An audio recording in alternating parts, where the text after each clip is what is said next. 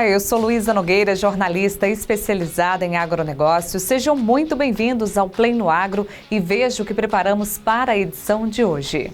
Fundicitrus faz um levantamento de produção da safra 2021-2022. São aproximadamente 317 milhões de caixas que devem ser colhidas nessa safra. Então, é um aumento de 20% aproximadamente em relação à safra passada, né? Tecnologia, vamos entender a importância de estar atento às novidades e mudanças no cenário do agronegócio para alcançar excelentes resultados. Não se pode fazer a mesma coisa mais que 2, 3 anos. Tem que mudar. Os detalhes da produção de mel, que conseguiu superar os desafios após a ocorrência de geadas no sul de Minas. E veja no quadro especial, uma jovem produtora de café encontra coragem na família para enfrentar os desafios da lavoura após perder o pai. Estar aqui em algo que ele construiu e me ensinou é um sentimento de gratidão e, ao mesmo tempo, é um sentimento de incentivo, de querer continuar, melhorar. E veja agora, crise nos frigoríficos, demanda doméstica trabalha no vermelho. Dificuldades em repassar os custos de produção levam frigoríficos domésticos a trabalharem no vermelho. Os frigoríficos que atendem a demanda doméstica no Brasil estão em crise. Nas últimas semanas, vários ofertaram férias coletivas em muitas praças. O cenário retrata as dificuldades desses estabelecimentos em conseguirem repassar os custos da matéria-prima do boi gordo. Bom, nós tivemos um movimento bastante recente agora no mercado do boi gordo, que foi os frigoríficos ofertando férias coletivas em alguns estados brasileiros. É o exemplo que aconteceu ali no Mato Grosso, Pará, unidades do grupo JBS acabaram oferecendo férias coletivas, e isso é um sintoma de que a operação dos frigoríficos que operam apenas no mercado doméstico não está indo muito bem. Isso quer dizer que ele não está conseguindo repassar todo o custo da matéria-prima, do boi gordo, na venda de carne. O cenário também tem feito com que os frigoríficos reduzam a capacidade de abate e busquem recursos para que a operação seja cada vez menos onerosa. Por conta disso, ele vai reduzindo capacidade de abate, vai oferecendo férias coletivas, vai atuando de uma maneira em que o mercado não seja tão oneroso a ele. E isso tem formado uma pressão de baixa bastante acentuada nesse momento. Nós vemos aí o mercado bem pressionado nos últimos dias, em queda de uma maneira bastante generalizada, de uma maneira bastante ampla. Caiu o preço de uma forma agressiva no Mato Grosso do Sul, no Mato Grosso, em Goiás, Minas, São Paulo, enfim. As principais praças pecuárias do Brasil hoje estão em viés de queda em função dessas mudanças em que os frigoríficos estão adotando. E a diferença entre o frigorífico que atende a demanda doméstica e o que atende o mercado externo vem sendo notada desde 2020. O que a gente tem observado desde 2020 é que, na verdade, há uma diferença muito grande na formação de receita entre o frigorífico que exporta e aquele que só faz mercado doméstico. Porque, basicamente, o que acontece? Os preços do boi gordo estão subindo em função das exportações que são muito robustas, só que o frigorífico que opera só no mercado doméstico, ele não consegue fechar essa conta. Muitas vezes, em muitos momentos, nos últimos 2 anos, ele está operando aí com margens no vermelho.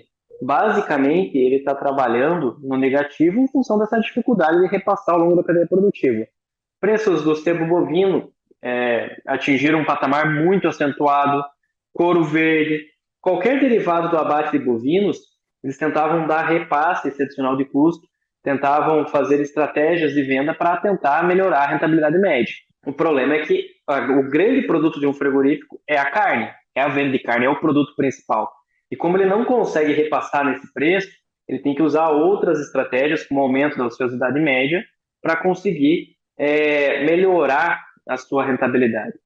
A preocupação que nós temos aqui é que no médio e longo prazo, essa disparidade na formação de receita entre o frigorífico exportador e aquele que opera só no mercado doméstico vai gerando situações de concentração do mercado, que apenas os frigoríficos com uma estrutura financeira mais robusta vão sobreviver a esse momento desafiador que a pecuária de corte está enfrentando nos últimos anos. Então isso remete a um mercado cada vez mais concentrado. Final de safra da laranja, a Fundicitrus faz um levantamento da produção brasileira. A safra de laranja, que começou em maio deste ano e vai até abril do ano que vem, tem gerado expectativa para os produtores. São aproximadamente 317 milhões de caixas que devem ser colhidas nessa safra. Então, é um aumento de 20% aproximadamente em relação à safra passada, né?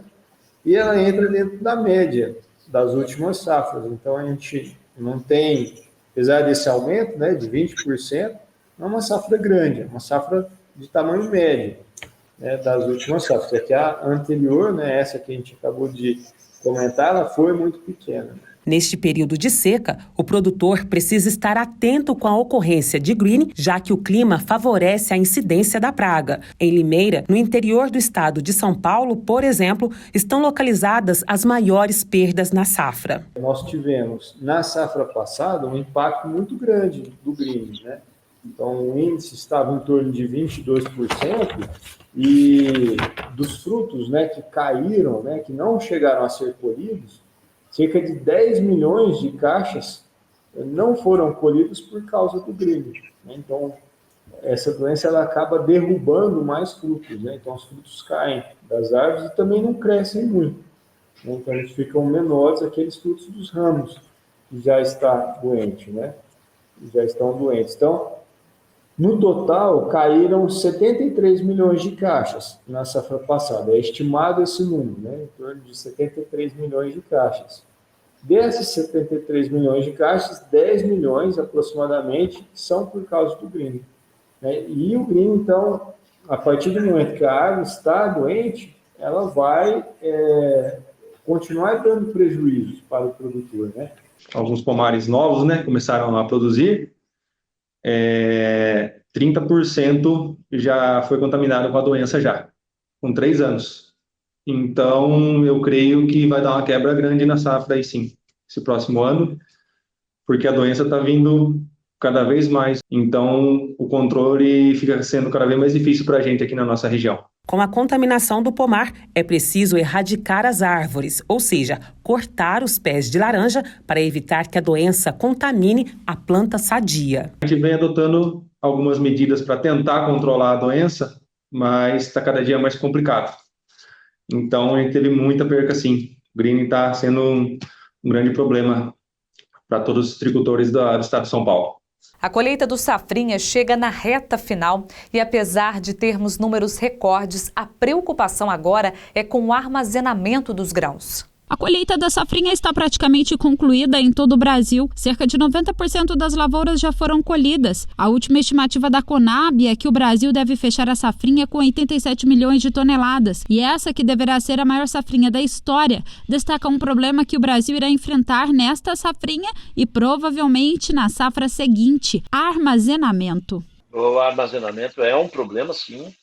Provavelmente vai continuar. Eu acho que vai ser um problema no ano que vem também, né? Porque nós não vamos conseguir resolver essa questão da armazenagem aí para todo esse milho. E o ano que vem a safra talvez vai ser maior ainda do que foi esse ano, justamente porque o produtor vai plantar mais safrinha. E para solucionar os problemas de armazenamento, a saída principal é a construção de novos armazéns em tempo hábil, o que, segundo o especialista, também é uma questão. O problema da armazenagem ele vai continuar até que nós conseguimos aí ter maiores volumes de armazéns. Precisa construir muito armazém, nós estamos muito defasados, mas nós estamos correndo contra o tempo e o tempo está passando muito mais rápido. E esse ano nós vamos continuar ainda. Provavelmente nós vamos chegar aí no mês de setembro com muito milho aí parado nos armazéns. A questão é que o produtor está vendendo pouco milho e tem grande parte da safra parada e vai continuar, não vai mudar nessas próximas semanas. Nós vamos continuar tendo muito milho parado. E já existe a expectativa para a safra 2023 de milho. A previsão é de um clima melhor e de produtores mais bem preparados para o desafio de pragas, como a cigarrinha, que atingiu diversas áreas de produção no ano passado. É possível que nós tenhamos uma condição melhor de clima no ano que vem e de problemas sanitários, no caso aí que nós tivemos com a cigarrinha, né, que foi uma praga que atacou bastante. E agora os produtores estão se preparando para não correr os riscos que tiveram no ano passado, com cultivares um pouco mais tolerantes, tratamentos mais adequados para as pragas em geral e principalmente das cigarrinhas. Vamos agora falar de tecnologia. É super importante a gente estar atento às mudanças no negócio para conseguir alcançar excelência em resultado e produtividade. Hoje a fazenda é muito produtiva, mas no passado não era assim. Tudo o que se via era um pasto. Foi o empresário e produtor rural José Carlos Munhoz, junto com outros 3 amigos, que enxergou além e viu que aqui era possível produzir a segunda bebida mais consumida no mundo, o café. Foi em 1974 que nós começamos a nossa sociedade. 3 dentistas e eu advogado. E a gente chegou lá no Rio com uma atividade lá que, graças a Deus, foi muito boa, rendeu bastante. E aí resolvemos diversificar e viemos plantar café. Então, em 1977, nós compramos o nosso primeiro pedaço de terra. Minas Gerais tem um terroir propício para o plantio de café e é exatamente por isso que o estado é considerado o maior produtor do fruto. Para aproveitar de todos os benefícios, José Carlos decidiu encarar os desafios e obter resultados em produtividade e parcerias. Quando perguntamos qual é o segredo, a resposta é única. Cumplicidade. Sociedade é responsabilidade, comprometimento, é envolvimento total. A Fazenda Iara fica na região do Lago de Furnas, em Alfenas, sul de Minas Gerais. Reconhecida por ter café de excelência e qualidade, e a tecnologia faz parte de todo o processo. A altitude nossa não é adequada, tão adequada para melhor café. E eu saí visitando as cidades em volta da serra, das montanhas, para avaliar lá, porque lá o café sempre bebeu bem, e o nosso aqui sempre bebia mal, né? Ou 70%, 80% riado. E nessa volta eu vi no alto, eles têm o ar mais rarefeito e a umidade relativa do ar mais baixa. Então eu pensei como fazer e lembrei do vinho, que antigamente o vinho tinha que ficar um período em maturação. E essa maturação ela levava às vezes 5, 10, 15 anos, né? E hoje o vinho sai com prazo de validade de 2, 3 anos. Eu já peguei garrafa de vinho com 2, 3 anos. O que é isso? Tecnologia. Eu sempre fui muito focado em tecnologia. Os negócios foram muito além do que o esperado. Na busca por crescimento e entendendo a importância de nunca permanecer no mesmo lugar, o produtor procura sempre por mudanças. E são elas que o fazem ir cada vez mais longe. Nós somos 4 sócios que cada um tem assim, tocam as suas atividades. A mim cabe administrar o café e uma outra empresa que a gente tem de tecnologia. Embora eu esteja agora com 75 anos, eu gosto de inovação e até temos uma empresa que está na incubadora da Unifal, uma startup. José Carlos destaca a importância da inovação no campo. Não se pode fazer a mesma coisa mais que 2, 3 anos. Tem que mudar. Uma dessas mudanças foi o sistema de irrigação da fazenda. Ainda que difícil o processo, foi necessário pensar em algo que contribuísse com a lavoura. A irrigação é um seguro muito conveniente. E no ano de 2000, então nós estamos em 2022, me chamavam de louco. Tinha muita oferta de pivô usado do interior de São Paulo, onde entrou a cana, saí comprando e botando pivô. Hoje, a gente sabe que o pivô gasta mais água, mais energia e o melhor é a irrigação, especialmente em terra. E nós só plantamos café quando tem disponibilidade de água, claro que nós temos café de sequeiro, mas se tiver o sistema de irrigação pronto. Além de reformas constantes e os investimentos, a sustentabilidade também é o foco da fazenda. Nós espontaneamente plantamos aqui nessa fazenda 12 mil árvores. 80% do nosso café que está na beira de furnas é arborizado. Então nós cuidamos bastante do meio ambiente. E para o produtor, o cuidado com a lavoura é fundamental. Só assim é possível cultivar um café com tanta qualidade. Nós temos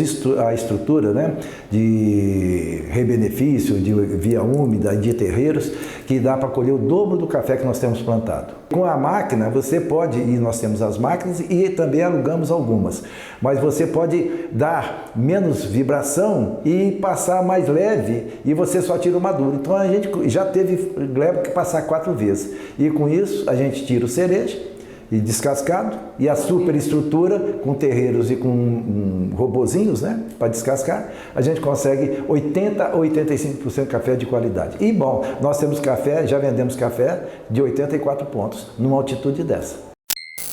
Desde 2009, o sítio Canaã trabalha na produção do mel puro. O apiário é uma tradição que veio de pai para filho e agora chegou na 3ª geração. Rafaela cuida dos negócios ao lado do pai e o grande orgulho da família é ter esse mel distribuído no Brasil inteiro. É um processo que veio vindo, né? Veio engatinhando para poder crescer e graças a Deus, dentro do padrão de qualidade, a gente tem atingido o Brasil todo hoje, né, com a produção aí de mais ou menos umas 20 toneladas por ano e a gente tem vários distribuidores que fazem, né, divulgando a nossa marca, o mel da região. Todo o sítio possui 700 caixas e em cada colmeia são entre 80 a 200 mil abelhas. Mas o grande destaque aqui é a polinização feita por elas nos pomares ao redor do sítio e em fazendas de café. O pessoal, eles gostam que coloquem para que haja polinização das plantações.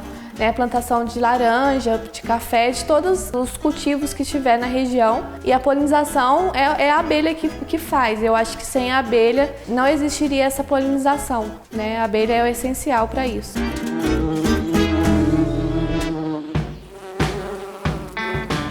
O inverno de 2020 foi marcado por fortes geadas nessa região, o que acabou ocasionando a morte de muitas plantas que fazem parte da alimentação natural das abelhas. Por isso, aqui no sítio Canaã, os tratos culturais com elas fazem toda a diferença. É sempre cuidando, preservando a natureza, o meio ambiente, a própria abelha, né, para que não tenha excesso de agrotóxico. A gente sempre procura trabalhar nesse sentido para que tudo caminhe e chegue no final, na mesa de todo brasileiro, um produto, né, que você vai abrir e você vai ter saúde naquele produto. Você não vai estar consumindo alguma coisa que vai te prejudicar, mas sim que é um mel de qualidade que vai te fazer bem para a saúde. O inverno geralmente é um período difícil para as abelhas, com pouco néctar disponível nas plantas. E é nesse momento que entra em ação no apiário um manejo diferenciado para auxiliá-las. Nesse inverno é necessário ter essa alimentação para que fortaleça os enxames, para que elas não morram, para que a produção continue. Não vai ser a mesma coisa a produção no inverno, como na primavera, no verão, mas para que ela mantenha o enxame forte, para que quando chegar a produção certa, elas produzem porque elas vão estar fortes, elas não vão ter morrido. Bom, gente, o mel, além de ser uma delícia, tem as suas propriedades medicinais, certo, Rafaela? Sim. Conta pra gente um pouquinho sobre essa parte, inclusive como vocês estão planejando explorar isso também. Exatamente. O mel, né, é um benefício que a natureza tem a nos oferecer. O própolis, o pólen são benefícios que, principalmente na pandemia, a gente que vivenciou isso de perto, a gente teve muita procura para fortalecer o sistema imunológico, né? O mel ele é uma fonte riquíssima nesse sentido, além de ser muito saboroso também, né? No caso de ser um doce natural, que no caso está aí para a gente degustar e desfrutar com prazer. Certo, propriedades riquíssimas, vale lembrar, que são elencadas, né, e mais valorizadas ainda com o terroir dessa região, né? Sim. As matas nativas dessa região que cercam o local onde elas ficam, é isso mesmo? Sim, da onde que é retirado, né, o néctar para fazer o favo, vale muito pelas proteínas, pelas propriedades que vai ter no favo. Falando isso, eu não vou sair sem experimentar, certo? Sim. Vamos experimentar um então? Vamos, fica à vontade. Bem, agora eu vou provar então mel natural daqui de Campestre.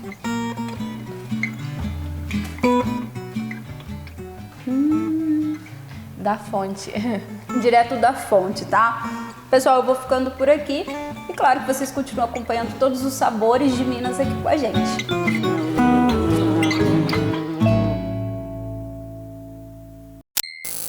Olá, amigo produtor! Você já está sabendo que a FENEC, a Feira da Copama, começa nesta terça-feira, né?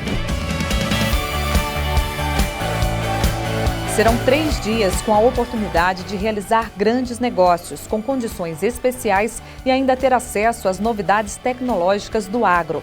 São tratores, implementos defensivos, fertilizantes, sementes. Tudo para deixar o seu dia a dia mais fácil e mais rentável. A programação está muito bacana. Tem o Espaço Inovação com presença de startups do agro, palestras, sala do conhecimento com programação especial e muito mais. Acesse o QR Code que aparece aqui na tela e confira a programação completa. Então não se preocupe, viu? Porque tem estacionamento, espaço kids e praça para alimentação.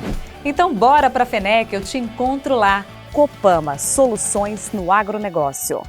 O Play no Agro está de volta e agora com uma história emocionante de uma família que trabalha na produção de café especial em Bom Sucesso, no sul de Minas Gerais.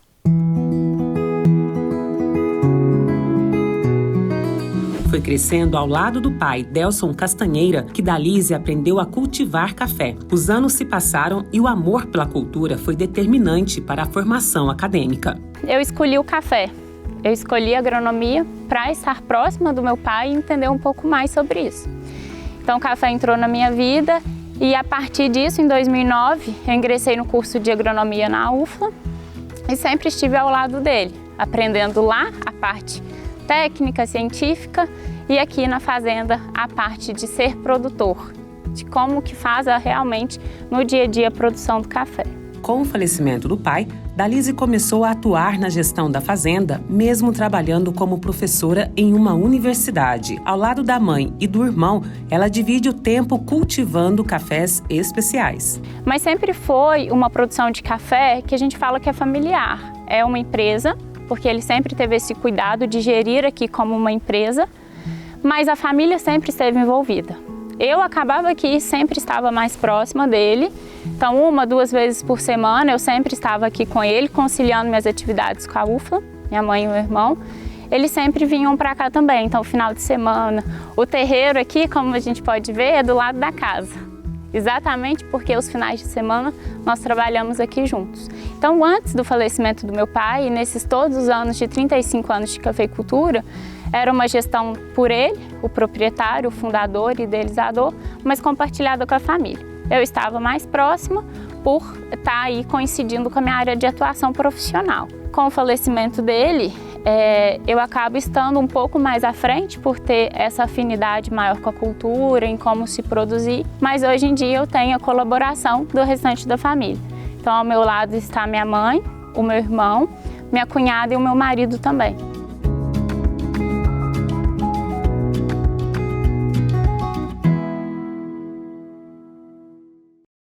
São cerca de 200 mil pés de café plantados e os desafios para manter a qualidade do produto são diários. Mas é a união da família que dá a Dalise um incentivo para continuar com o legado deixado pelo pai. A falta que ele faz fisicamente, hoje em dia, com o amor e a união da família, a gente está tentando sobreviver e continuar tudo que ele inicializou com tanto cuidado, amor, carinho e zelo. O desafio hoje é manter vivo tudo que o pai começou na fazenda, levando adiante a sucessão no campo. Estar aqui em algo que ele construiu e me ensinou é um sentimento de gratidão e, ao mesmo tempo, é um sentimento de incentivo, de querer continuar, melhorar, construir juntos com outros cafeicultores, produtores rurais que passam por isso, seja pelo falecimento ou algum outro tipo da parte mais operacional de sucessão dentro das propriedades. A fazenda, que tem mais de 35 anos, também trabalha com a sustentabilidade, visando o bem-estar dos funcionários. Nós focamos muito na sustentabilidade. Então, quando a gente consegue acertar mais e deixar a fazenda e a equipe mais redonda,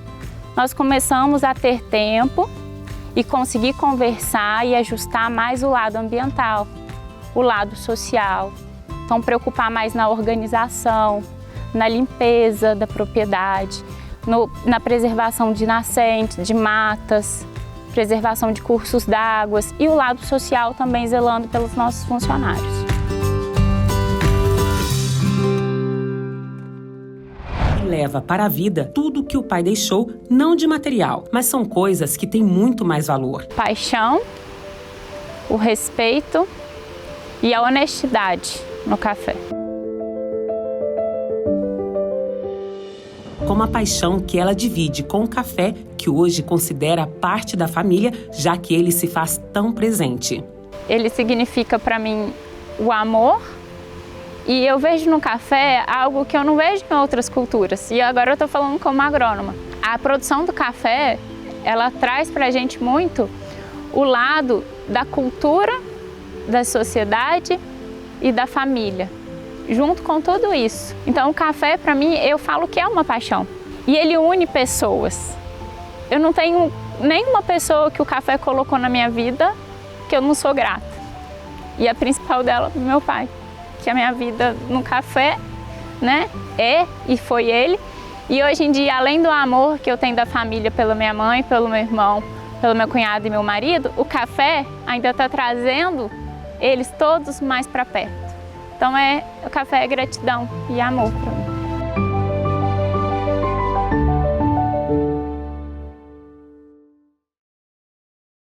O Play no Agro fica por aqui. Todas as reportagens desta edição você encontra nas minhas redes sociais, no @LuizaNogueiraTV e também no @Play no Agro. Eu te espero na semana que vem. Até mais. Tchau, tchau.